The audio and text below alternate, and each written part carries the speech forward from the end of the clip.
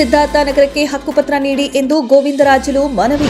ಬಳ್ಳಾರಿ ಮಹಾನಗರ ಪಾಲಿಕೆ ವ್ಯಾಪ್ತಿಯಲ್ಲಿನ ವಾರ್ಡ್ ನಂಬರ್ 25ರ ಪ್ರದೇಶದಲ್ಲಿರುವ ಸಿದ್ಧಾರ್ಥನಗರ 2ನೇ ಹಂತ ಪ್ರದೇಶದಲ್ಲಿ ಸುಮಾರು 120 ಬಡ ಕುಟುಂಬಗಳು 45 ವರ್ಷಗಳಿಂದ ವಾಸವಿದ್ದು, ಈ ಕುಟುಂಬಗಳ ಪೈಕಿ ಪರಿಶಿಷ್ಟ ಜಾತಿ, ಪರಿಶಿಷ್ಟ ಪಂಗಡ ಇದ್ದು, ಇವರ ದಿನನಿತ್ಯ ಕಸುಬು ಕೂಲಿ ಕೆಲಸ, ಕೈಗಾರಿಕೆ ಕೆಲಸ, ಗಾರೆ ಕೆಲಸ, ಸಣ್ಣ ಪುಟ್ಟ ಬೀದಿ ಹಾಗೂ ತರಕಾರಿ ವ್ಯಾಪಾರಿಗಳಿಂದ ಜೀವನ ನಡೆಸುತ್ತಿದ್ದಾರೆ.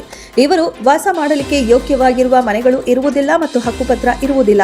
ಆದ್ದರಿಂದ ಸದರಿ ಕುಟುಂಬಗಳಿಗೆ ಸಾಮಾನ್ಯ ನಾಗರಿಕ ಜೀವನವನ್ನ ನಡೆಸಲಿಕ್ಕೆ ಸುಸಜ್ಜಿತವಾದ ವಾತಾವರಣವನ್ನ ಕೊಡಲು ಕರ್ನಾಟಕ ಕೊಳಗೇರಿ ಅಭಿವೃದ್ಧಿ ಮಂಡಳಿಗೆ ವಹಿಸಿಕೊಡಲು ತಮ್ಮಿಂದ ಎನ್ಒಸಿ ನೀಡಿ ಘೋಷಣೆ ಮಾಡುವುದಕ್ಕೆ ಪ್ರಸ್ತಾವನೆಗೆ ಸಂಬಂಧಿಸಿದ ದಾಖಲಾತಿಗಳನ್ನು ಸಲ್ಲಿಸಲು ಗೋವಿಂದರಾಜುಲು ಅವರು ಮನವಿ ಮಾಡಿಕೊಂಡಿರುವುದಕ್ಕೆ ಹಕ್ಕುಪತ್ರ ನೀಡಿ ಎಂದು ಗೋವಿಂದರಾಜುಲು ಮನವಿ. ಸರ್ ನಮಸ್ಕಾರ.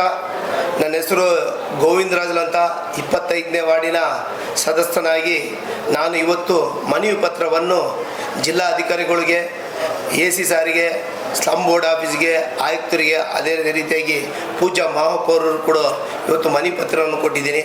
ಕೊಡೋ ಕಾರಣ ಇಷ್ಟೇ, ಹಿಂದಿನ ಗೌರ್ಮೆಂಟ್ BJP ಗೌರ್ಮೆಂಟ್ ಇದ್ದಾಗ, ಹಿಂದಿನ ಸಚಿವರಾದಂಥ ಶ್ರೀರಾಮ್ ಸರ್ ಇದ್ದಾಗ ಹಕ್ಕುಪತ್ರವನ್ನು ರೆಡಿ ಮಾಡಿದರು.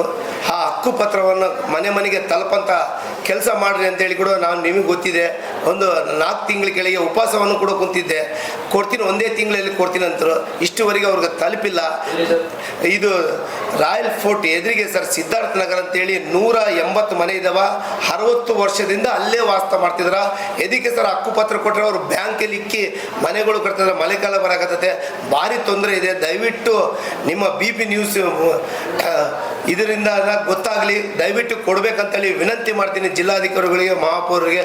ದಯವಿಟ್ಟು ಕೊಡ್ರಿ ಸರ್, ನಿಮ್ಮ ಹಕ್ಕುಪತ್ರನ ಕೊಡ್ರಿ. ಇಲ್ಲ, ನಮ್ಮ ಶ್ರೀರಾಮ್ ಸರ್ ಮಾಡಿದ ಹಕ್ಕುಪತ್ರನ ತಲುಪಂತ ಕೆಲಸ ಮಾಡ್ರಿ.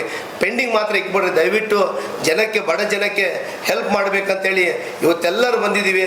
ಇವತ್ತಿಗಿನ ಆಗಿಲ್ಲ ಅಂದ್ರೆ ಮತ್ತೆ ನಾವು ಉಪವಾಸ ಕೊಡೋದಿಲ್ಲ ಸರ್. ರೋಡ್ ಮಧ್ಯದಲ್ಲಿ ಕೂಡ್ಬಿಡ್ತೀನಿ. ಇವಾಗ ಪರ್ಮಿಷನ್ ತೊಗೊಂಡು ಉಪವಾಸ ಕುಂತೀವಿ. ಒಂದು ದಿನ 24 ಅವರ್ಸ್ ಕುಂತಿದ್ದೀವಿ.